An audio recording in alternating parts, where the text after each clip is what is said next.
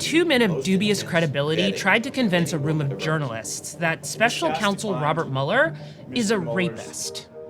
Is it her name spelled with an E or is it not? Spelled with an E. The correct spelling of the name does not have an E. I apologize for the typo. I will take blame for that because I'm partially blind.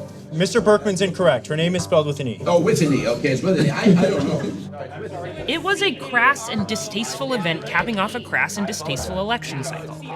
Is the whole point of this to discredit Bob Mueller? And if that is the case, do you really think that would shut down the Russia investigation?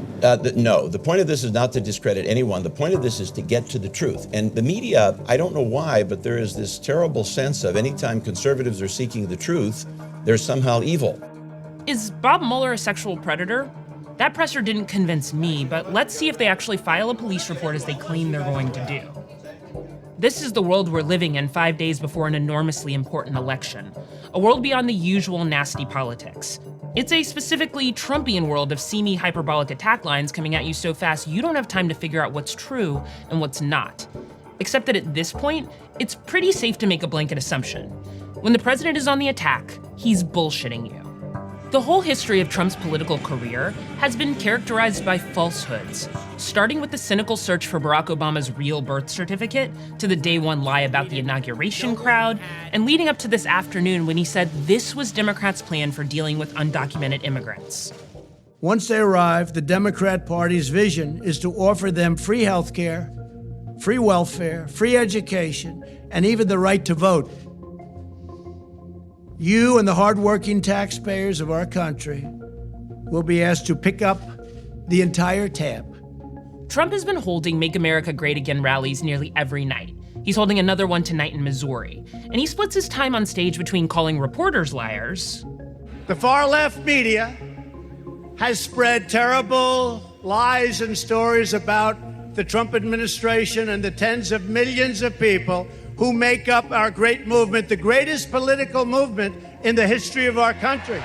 The greatest. And telling lies of his own. We passed a massive tax cut, biggest tax cut, for working families, and we will soon follow it up with another 10% tax cut for the middle class. Trump has shown a willingness to lie about a lot, but right now his lies are clustered around a few major politically advantageous topics that were on display last night in Florida.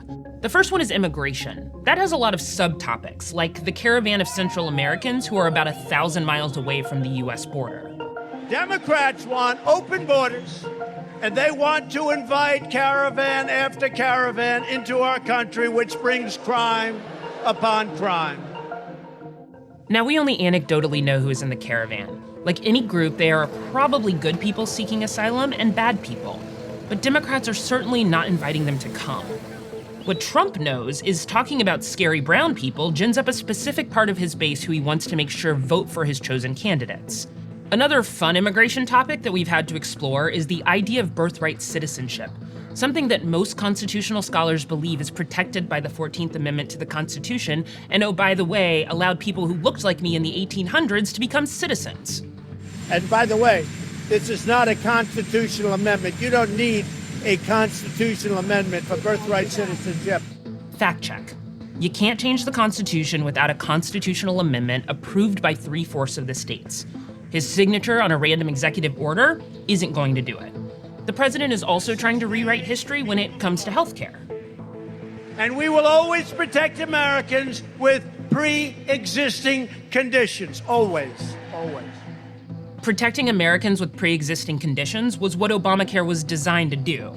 What Trump is doing is trying to dismantle Obamacare piece by piece. And there are strong racial overtones at play here, which Trump doesn't seem to mind. The other day he tweeted this video. We'll break out soon, and I'll kill more.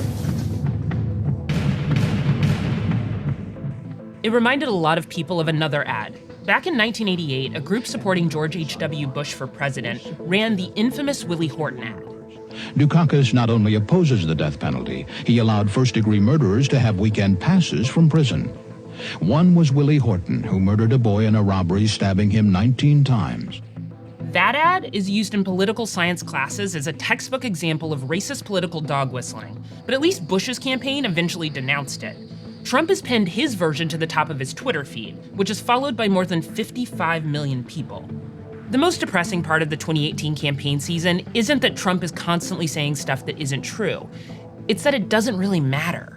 I do try, and I always want to tell the truth. When I can, I tell the truth. I mean, sometimes it turns out to be where something happens that's different or there's a change, but I always like to be truthful.